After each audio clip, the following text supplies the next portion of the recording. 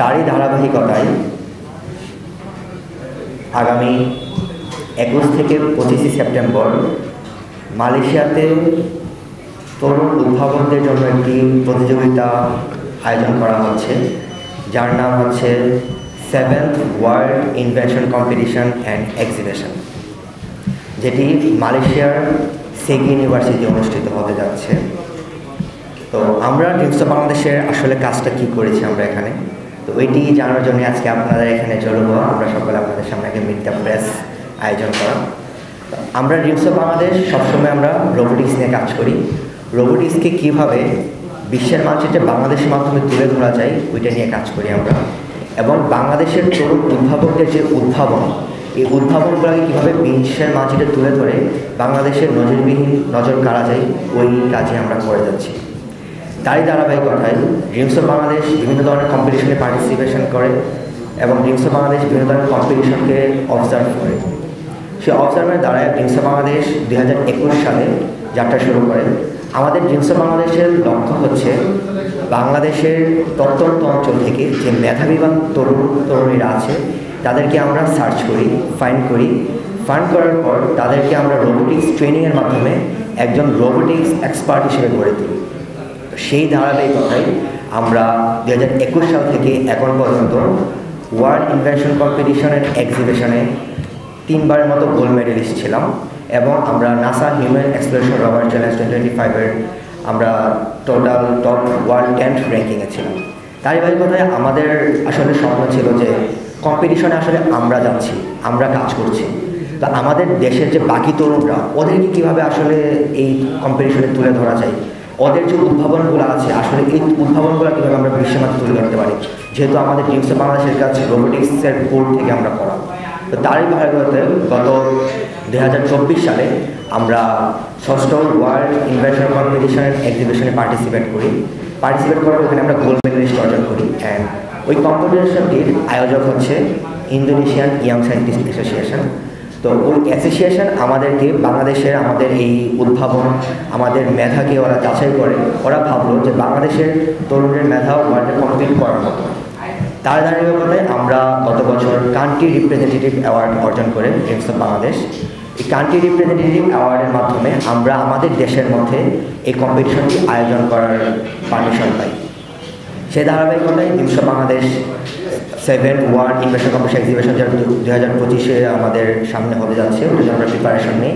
And পুরো বাংলাদেশ থেকে আমরা 1000 স্টুডেন্ট সিলেক্ট করি। আমরা গত মে মাসে আমরা বাংলাদেশ ন্যাশনাল রাউন্ড আয়োজন করি, যার মাধ্যমে আমরা 1000 কম্পিটিশন থেকে আমরা 70 জন টপ পার্টিসিপেন্টকে বাছাই করি, যারা কিনা মালয়েশিয়াতে পার্টিসিপেট করার জন্য যোগ্য। তারপর আমরা ক্রমাগতভাবে 2টি বুট ক্যাম্প আয়োজন করি। এই 2টি বুট ক্যাম্পের মাধ্যমে আমরা ওই 70 জন স্টুডেন্ট থেকে আমরা টপ 40 স্টুডেন্টকে বাছাই করি। এই টপ 40 স্টুডেন্টকে নিয়ে ইনশাল্লাহ আমরা আগামী 21 থেকে 25 সেপ্টেম্বর মালয়েশিয়ার সেগি ইউনিভার্সিটিতে ওয়ার্ল্ড ইনভেনশন কম্পিটিশন এক্সিবিশন 2025-এ অংশগ্রহণ করতে যাচ্ছি।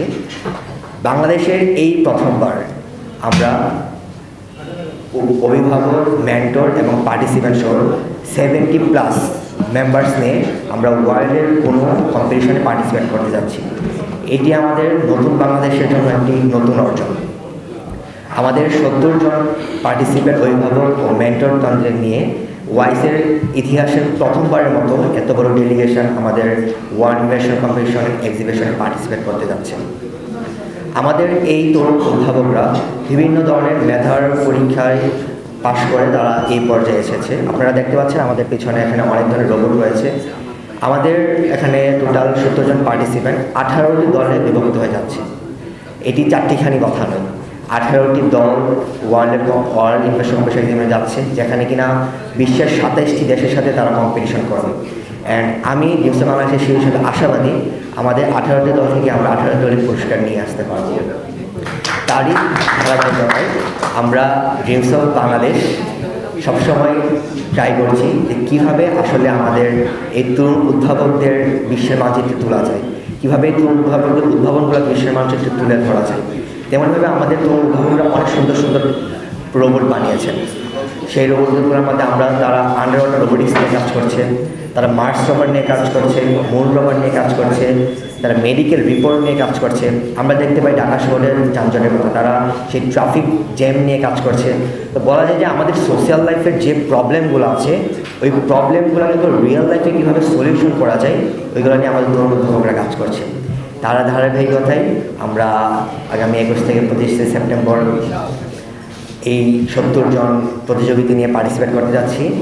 সকলে আমাদের জন্য দোয়া করবেন যেন আমরা বাংলাদেশের নাম বিশ্বের মানচিত্রে তুলে ধরতে পারি, বাংলাদেশের অর্জনগুলো, বাংলাদেশের উদ্ভাবনগুলো যেন বিশ্বের প্রত্যেকটা দেশকে হারিয়ে চ্যাম্পিয়ন অর্জন করতে পারি, এই আশা আমি ব্যক্ত করছি। তার পাশাপাশি আপনারা এখানে আমাদের রোবট দেখতে পাচ্ছেন অনেকগুলো। আমাদের পার্টিসিপেন্টরা আছেন, তারা আপনাদের মাঝে কিছু প্রেজেন্টেশন করবেন তাদের নিয়ে।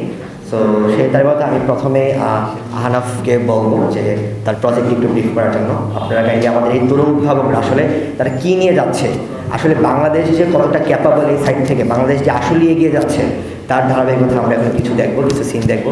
আপনাদের সকলের সাথে থ্যাংক ইউ।